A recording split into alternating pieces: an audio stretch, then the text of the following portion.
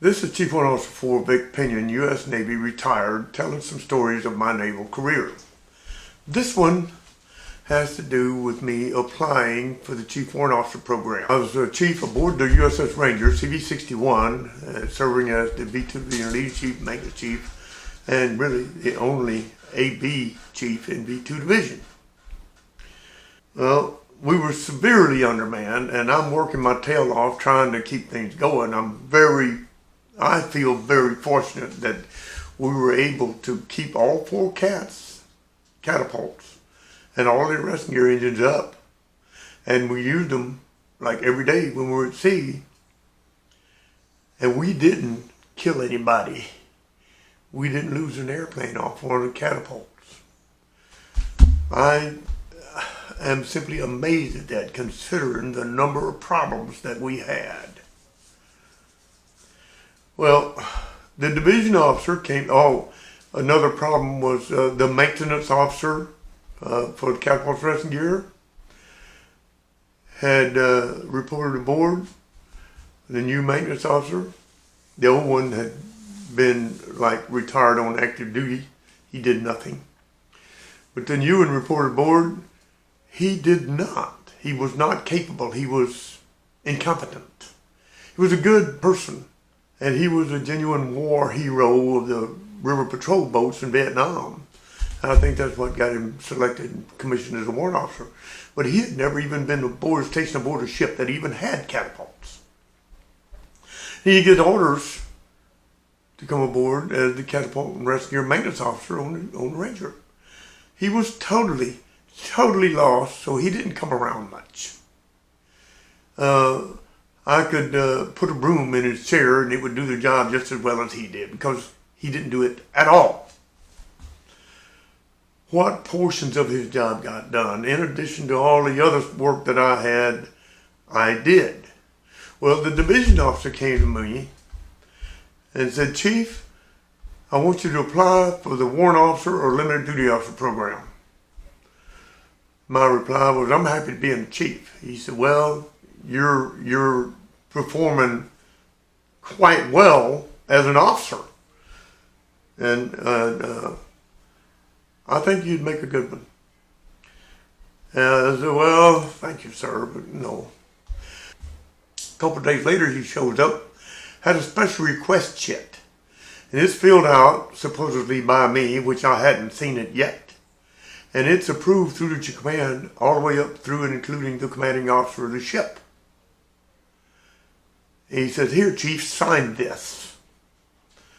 I looked at it, signed it, and he says, "Now you have a whole bunch more work to do in order to complete your application for the warrant program." And one of them, the most challenging, was for me to write my professional biography. If you haven't done that, I recommend that you do, because you'll learn a lot about yourself in doing so. Well, I did my professional autobiography, and lo and behold, I made warrant. I was on shore duty at Crow's Landing, California, and I'd been there for a year. And I had to take leave or lose it. I was the leading chief of the little Naval Auxiliary landing field there at Crow's Landing. And I had to take leave or lose it. So I had taken 20 days leave, and I went home, and I was laying in my bed in my bedroom reading the book Away All Boats, which, by the way, is a pretty doggone good book. The phone rang, and my oldest son, Ron, answered it. And he came in, "Hey, Dad, there's somebody from the base." So I picked up the phone, Chief Pinion. And the voice at the other end says, "Chief Pinion, this is Commander Brewer at Navy Military Personnel Command in Washington, D.C. Congratulations, you've been selected for commissioning as a Chief Warrant Officer too." I go, whoa, wait a minute, who is this? He said, "This is Commander Brewer in Washington, D.C. I said, somebody yanked at me. I said, "Give me your phone number, Commander, and I'll call you back." He gave me a phone number. I checked it out. Yeah, that's a DC phone number, all right. So I called him back. There was no hello or anything. "You believe me now?" I guess so, Commander. Now what? He says, it's June and your commissioning date is the 2nd of April. A couple of months ago.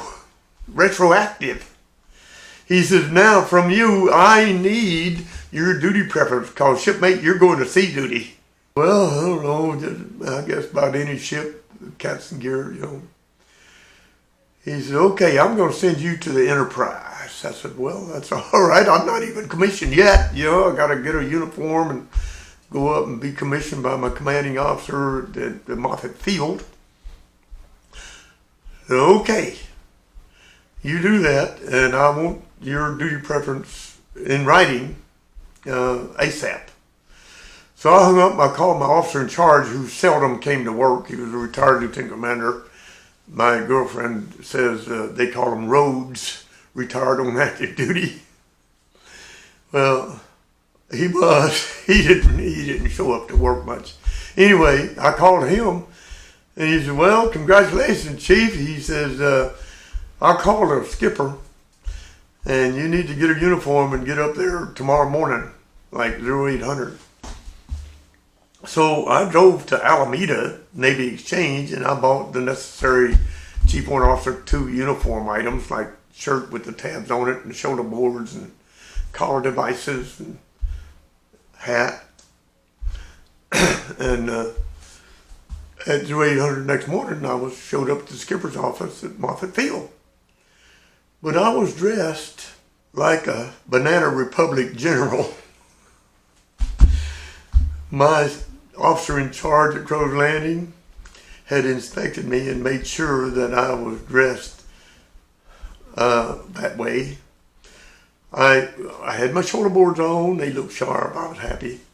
I had collar devices on too. You don't wear collar devices and shoulder boards at the same time. And I had my ribbons on, and the skipper commissioned me, and as soon as he commissioned me, he sent me to the photo lab to have my official photograph taken, and the photo lab would send it directly to Naval Military Personnel Command as my permanent, on file, commissioned photograph. Well, I'm still in the dark. I don't know. And I went back and I gave him $1 to the first guy that saluted me on the base there after I was commissioned. Went back and stopped by the OMC's house on the way back to Crow's Landing. He lived in Pleasanton, which is halfway between Moffett Field and Crow's Landing. And now he starts ridiculing me for being a boot camp bosun, dressed up like a Mexican general, wearing shoulder boards and collar devices. And I said, what you said? He said, I thought it was funny. I said, well, I don't. Okay, now I proceeded to go back to the photo lab. And he'd already mailed it in. And had another photograph taken in my dress blues this time, dressed properly. It was mailed in. So I got a set of orders to go to the Aviation Officer Indoctrination School at Pensacola, Florida, and I went there for that, I think it was a 6-week course. And I graduated. It was a breeze. It was fun.